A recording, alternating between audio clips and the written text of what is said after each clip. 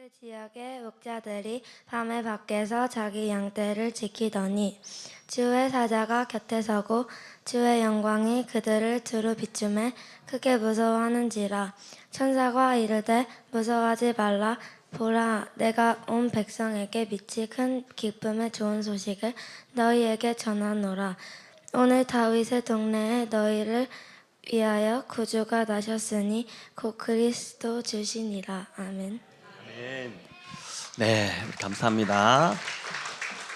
함께 우리 읽은 말씀을 가지고 큰 기쁨의 좋은 소식 이 제목으로 우리 오늘 성탄 메시지를 우리 권사님들이 목사님 길게 하시면 안 됩니다. 오늘 아이들이 함께하기 때문에 그래서 제가 최대한 짧게 준비를 했습니다. 그러나 또 오늘 우리 각자에게 주시는 은혜가 있을 줄 믿습니다. 여러분, 예수님이 탄생하신 그 첫 성탄의 소식이 누구에게 가장 먼저 전해졌을까요? 우리 자녀들 성탄의 소식 누가 제일 먼저 들었죠? 그렇죠, 목자들. 우리 목자들입니다. 이제 이들은 이제 들판에서 밤에 양을 치던 목자들이었는데 당시 목자들은 사회에서 가장 무시받던 또 천대받던 부류였습니다. 양들은 생각보다 먹성이 굉장히 좋다고 해요. 우리가 양을 안 키워봐서 잘 모르지만 이제 주변에 있는 것들 다 먹어치우다가 나중에는 이웃집 밭에 작물까지 다 먹어치우기 때문에 주변 이제 사람들 이웃들로부터 굉장히 많이 미움도 받고 오해도 받고 이제 그런 존재들이 바로 이 목자들이었습니다. 여러분, 누군가가 나를 아주 한심하다는 눈으로 쳐다본다면 또 무시한다면 주눅들고 자존감이 낮아지고 그렇지 않겠습니까? 스스로도 이 목자들은 나는 이 사회에 도움이 되지 않는 존재들이야 이렇게 생각하던 그런 자들이 바로 목자들이었습니다. 여러분, 이렇게 내몰리는 신세에 처했던 목자들에게 첫 성탄의 소식이, 이 땅에 많은 부류의 사람들이 있었지만은 예수님이 탄생하신 그 첫 성탄의 가장 좋은 소식이 바로 그 당시 가장 천대받던 목자들에게 전해졌습니다. 또 예수님의 육신의 부모였던 마리아와 요셉도 아주 무시받던 자들이었습니다. 여러분, 요셉은 어디 출신입니까? 우리 자녀들 우리 어린이들 요셉이 어디 출신이죠? 어느 사람이죠? 어디 동네 사람이죠? 다윗 동네? 네, 그래, 좋아. 예, 우리 나사렛이죠. 우리 지난주에 이제 설교에서 다뤘지만은 나사렛은 갈릴리의 63개 마을인데 그 마을 이름에도 끼지 못하는 아주 보잘것없는 마을이었습니다. 여러분, 정말 별 볼 일 없는 곳에서, 별 영양가 없는 곳에서 태어난, 그래서 평범하게 살던 사람이 바로 예수님의 육신의 부모 요셉과 마리아였습니다. 누가복음에 나오는 이 예수님의 탄생을 알고 기뻐했던 또 다른 사람이 나오는데 그들은 바로 누구냐면은 시몬과 안나라는 할아버지 할머니였어요. 여러분, 이들은 어디 있었냐? 주로 성전에 있었습니다. 이 안나는 결혼하고 7년 만에 이제 과부가 됩니다. 남편이 먼저 세상을 떠나고 그래서 84세가 되도록 늘 가족도 없이 자식도 없이 성전에서 지내던, 그래서 성전에서 먹을 것이 생기면 그거 먹고 없으면 금식하고 늘 기도하고 하던 그런 여인이었습니다. 세상적으로 볼 때 참 초라해 보이는, 별 볼 것 없는 그런 사람이었죠. 여러분, 예수님의 성탄과 직접 관련된 사람들이 누가복음에 이런저런 사람들이 나오는데 그들을 다 보니까 공통적으로 모두 천대받고 무시당하기 쉬운 사람들이었습니다. 세상적으로 볼 때 기댈 곳, 그 기댈 언덕이 없어 그저 하루하루 힘겹게 살아가던 사람들, 그들에게 성탄의 소식이 전해집니다. 여러분, 2000년이 지났습니다. 예수님이 이 땅에 오시고 2000년이 지났지만 오늘날도 하나님의 관심은 변함이 없으십니다. 왜냐하면 하나님은 어제나 오늘이나 영원토록 동일하시고 변함이 없으신 분이시기 때문에 그렇죠. 하나님은 실패한 자들, 또 경쟁에서 뒤처진 자들, 오늘도 낙담하고 좌절해 있는 자들, 또 소외되고 가난한 자들, 주눅들고 두려워 떨고 있는 자들, 세상적인 눈으로 볼 때는 가치 없어 보이는 자에게 먼저 그들에게 마음이 쓰이시는 분이십니다. 이것은 어쩔 수 없는 하나님의 성품입니다. 여러분, 그래서 부한 마음, 높아진 마음, 또 자신감으로 가득 찬 마음에는 아기 예수님이 임하실 자리가 없습니다. 이들은 예수님이 필요 없는 자들이기 때문입니다. 여러분, 스스로의 힘으로도 충분히 잘 살아갈 수 있는 자들인데 왜 예수님이 필요하겠습니까? 하지만 목자들은, 예수님이 오셨을 때 그 첫 성탄의 소식을 접했던 목자들은 그렇지 못했습니다. 양을 치던 그 밤도 어쩌면 그 양을 치면서 가족의 생계 문제 때문에 굉장히 고민하고 있었을 것 같습니다. 걱정하고 있었을 것 같아요. 아이들이 필요한 것을 사달라고 할 때 그 사줄 돈이 없어서 절망해 보신 적이 있으신가요? 아이들이 용돈을 달라고 하는데, 이번 주 용돈을 달라 이렇게 하는데 그조차 줄 돈이 없어서 마음 힘들어 보신 적이 있으신가요? 아마 그런 부모님들이 계실 텐데, 당시 목자들이 바로 그런 자들이었습니다. 천사가 그들에게 나타났고, 그런 걱정하던 그 밤에 염려하고 있던 그들에게 천사가 나타났고 큰 기쁨의 좋은 소식을 전합니다. 우리 10절 11절을 다시 한번 읽어보겠습니다. 천사가 이르되 무서워하지 말라. 보라, 내가 온 백성에게 미칠 큰 기쁨의 좋은 소식을 너희에게 전하노라. 오늘 다윗의 동네에 너희를 위하여 구주가 나셨으니 곧 그리스도 주시니라. 아멘. 여러분, 천사가 전한 온 백성에게 미칠 큰 기쁨의 소식이 무엇인가요? 너희를 위하여 구주가 나셨다. 여러분, 이 구주는 곧 그리스도 주이십니다. 그리스도는 히브리어로, 이 그리스도는 헬라어인데 그 히브리어로 메시아라는 뜻이죠.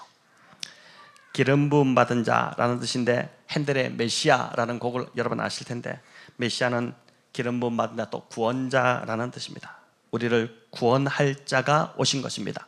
죄와 사망과 고통과 우리의 모든 염려와 걱정으로부터 우리를 건지실 자, 구원자가 오신 것이죠. 세상 사람들도 성탄절을 기뻐하고 즐깁니다. 어제 아마 서울 명동 거리는 굉장히 성탄의 그런 장식들로 막 대단하지 않았을까 싶습니다. 좋은 곳에서 외식도 하고 크리스마스 장식도 하고 또 서로에게 성탄 선물도 주고받습니다. 하지만 성탄의 진정한 기쁨의 그 이유를 알지 못하고 이들은 그저 분위기만 즐길 뿐입니다. 천사가 전한 큰 기쁨의 좋은 소식, 그것은 그리스도 구주가 나셨다는 소식이었습니다. 여러분, 저와 여러분에게 예수님이 그리스도가 구주가 되신다면 이것은 큰 기쁨의 소식이 되지만, 상관이 없다면 그냥 그저 관계없는 소식이 되지 않겠습니까? 우리를 죄에서 건지시고 하나님과 단절된 우리의 관계를 회복시켜 주실 구원자 메시아가 오셨습니다. 인간은 스스로 죄 문제를 해결할 수 없습니다. 그래서 구원자가 오신 것입니다. 그분은 또한 우리 구주, 즉 주인으로, 인생의 주인으로 오셨습니다. 많은 사람들이 자기 인생의 주인이 되어 스스로 힘으로 살아갑니다. 하지만 많은 사람들이 그 삶이 만족스럽지 않고 고달파합니다. 평안이 없습니다. 늘 마음 한켠이 무겁고 염려와 두려움이 떠나지 않습니다. 자기가 자기 인생의 주인이 되어 살아가고 있기 때문입니다. 여러분, 이런 우리의 인생을 위해서 예수님이 주인으로 찾아오셨습니다. 어제 저녁에 제가 설교를 준비하고 있는데 저희 둘째 은샘이하고 예솔이가, 또 좀 이따 다은이 다혜가 오긴 했지만, 은샘이 예솔이가 이제 율동 준비한다고 이렇게 왔어요. 근데 아이들이 목양실로 막 뛰쳐들어오는데 보니까 얼굴이 되게 좀 지쳐 보이는 그런 표정이었어요. 이렇게 왜 그래, 힘드냐 이렇게 물었더니 그 아이들 입에서 나온 말이 고대입니다. 고대. 고대다. 여러분, 이게 초등학생 입에서 나오는 고대다는 이 말이 바로 이게 인생입니다. 제가 이제 어떻게 했겠습니까? 양팔을 벌리고 충전 이렇게 하니까 애가 뛰어와가지고 제 품에 이렇게 안겼어요. 예솔이는 이제 머리에 손을 얹고 충전 이렇게 해가지고 충전을 이제 시켜줬는데, 여러분, 예수님이 우리 인생의 주인이 되신다는 것은 하나님께서 이제 나의 아버지가 되신다는 거죠. 주님이 내 인생의 주인으로 오시면, 내가 내 인생 주인 되어 살려고 하면 너무나도 힘든데, 예수님이 내 인생 주인으로 오시면 그때부터 내 인생은 주님이 걱정하시고 염려하시고 주님이 이끌어 가십니다. 나의 필요가 무엇인지, 내가 뭘 염려하고 걱정하시는지 우리 주님이 다 알고 계시고 그걸 채워주시고 해결해 주시는 것입니다. 한 여인이 크리스마스를 앞두고 걱정이 깊어졌습니다. 남편이 얼마 전 주간판 탈출증으로 몇 주 동안 일을 못 나갔고, 그런 남편에게 의사는 이제 건설 현장 일은 아예 그만두어야 된다고 했습니다. 남편이 일을 하지 못하자 생활비도 생활비였지만 집 대출금을 갖고 있던 그 대출금을 내지 못하게, 그게 밀리게 생겼습니다. 13년간 한 번도 밀려본 적이 없는 대출금이었습니다. 하지만 이 고민을 누구에게도 이 여인이 나누지 못했어요. 심지어 가족에게도 털어놓지 않았습니다. 걱정할까 봐, 아픈 남편도 걱정할까 싶어서. 자신이 어떤 일을 지금 겪고 있고 어떤 마음의 고통이 있는지 오직 그걸 아시는 분은 우리 주님밖에 없었습니다. 며칠을 고민하던 이 여인은 혹 자기가 지금 놓치고 있는 것이 있지 않을까, 이런 생각에 이제 친구가 해준 말이 떠오른 것입니다. 친구가 뭐라 했냐면은, 어려우면 크게 기도해. 어려운 일 만나면 크게 기도해. 아주 크게. 그래야지 그 일이 이루어졌을 때 하나님께서 하신 일임을 네가 알 거야. 그 말이 떠올랐어요. 여러분, 대출금 지불하는 것, 이건 그녀에게 분명 큰 일이었죠. 하지만 그 큰 금액을 누군가가 빌려준다는 것이 쉽지 않아. 그것도 한 달 어떻게 갚는다더라, 그 다음 또 어떻게 해야 되나, 이런 걱정이 있지 않겠습니까? 자기도 미안해서 도저히 말을 꺼낼 수가 없었습니다.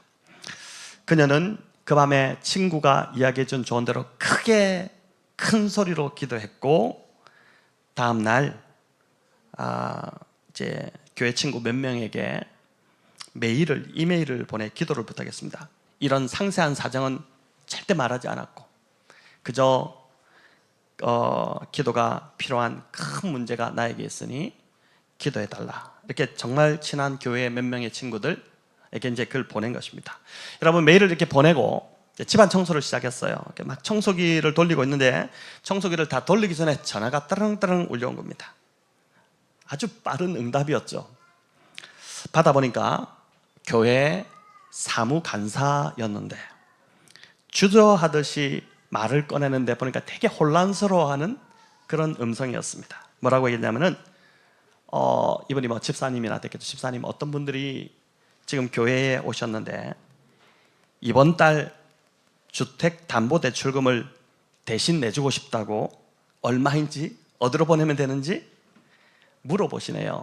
제가 이게 무슨 상황인지, 이들이 말하는 게 무슨 말인지 잘 몰라서 혼란스러워서 전화드립니다, 이렇게 이제 이야기한 겁니다. 여러분, 이 여인은 그의 크리스마스에 누가 자신의 담보대출금을 내어주었는지는 여전히 알지 못했지만, 하지만 분명히 알 수 있는 한 가지는, 그들이 왜 그렇게 했는지는 분명히 알 수 있었습니다. 누가 하신 것입니까? 하나님이 하신 것이죠. 또 한 여인 역시 경제적 어려움으로 참 힘든 시기를 보내고 있었습니다. 성탄절이 가까웠는데 가족들을 위한 선물을 살 돈이 정말 얼마 없었습니다. 오늘 아침에도 보니까 선물 받았다 이런 아이들이 이제 있던데, 기도하고 고민하다가 이 여인이 중고품 매장이 떠오른 거예요.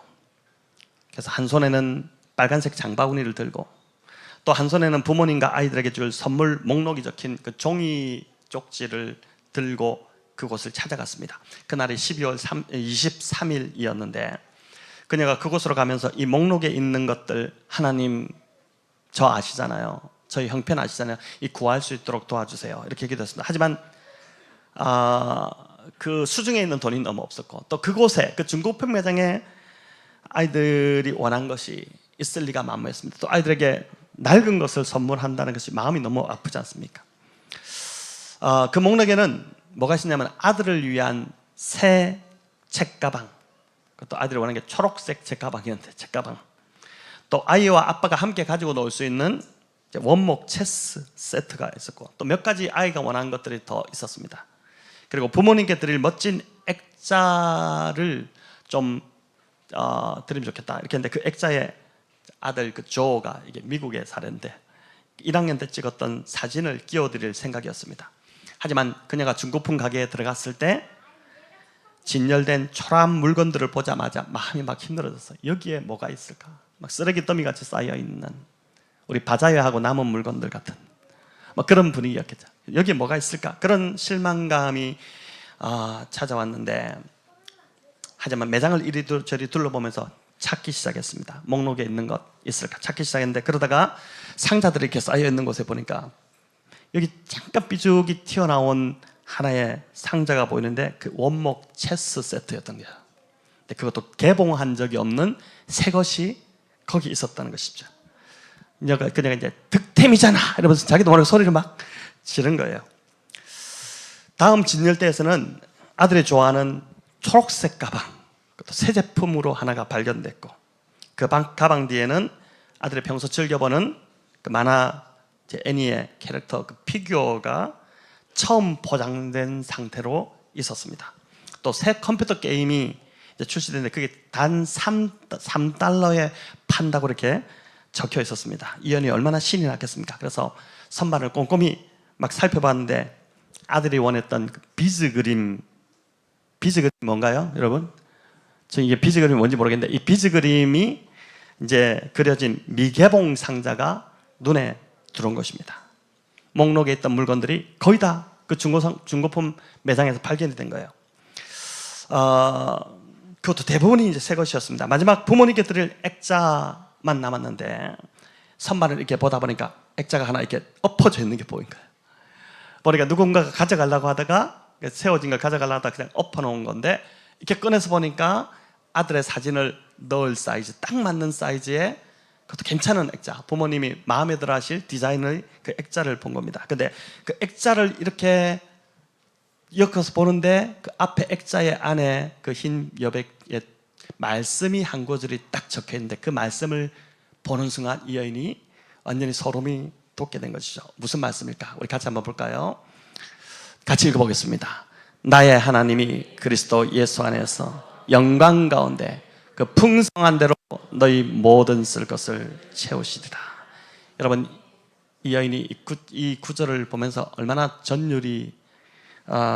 전율하고 눈물이 핑 돌지 않았겠습니까? 여러분, 이 이야기는 그저 지어낸 예화가 아니라 가이드포스트 올해 12월호에 실린 실제 이야기입니다. 하나님은 저와 여러분도 아실 뿐 아니라 사랑하십니다. 예수님이 나를 아시고 나를 사랑하신다는 사실보다 더 큰 기쁨의 소식은 여러분 없습니다. 오늘 이 자리에 지인을 초대해서 그래서 함께 와서 예배드리고 있는 분도 있지만, 또 가족, 남편 그렇게 기도하고 데려오기를 원했지만 또 오지 못해서 마음 아파하고 계신 우리 성도님들도 계실 텐데, 그러나 그 마음도, 그 힘들어하는 그 마음도 우리 주님이 아신다고 믿습니다. 성도 여러분, 그리고 오늘 이 자리에 초대되어 온 우리 손님 또 지인 여러분, 성탄의 주인 되신 우리 예수님이 오셨습니다. 그리고 그 예수님은 오늘 이 자리에 계신 한 분 한 분의 구주가 되시기를 원하신다고 믿습니다. 예수님을 주인으로 모실 때 그분이 나의 삶을 책임져 주실 것입니다. 그분이 우리 인생의 주인이 되실 때 여러분, 정말 우리의 삶은 만족과 기쁨이 회복될 것입니다. 오늘이 저와 여러분 우리 모두에게 바로 그 기쁨의 날이 되시기를 우리 주님의 이름으로 축원합니다.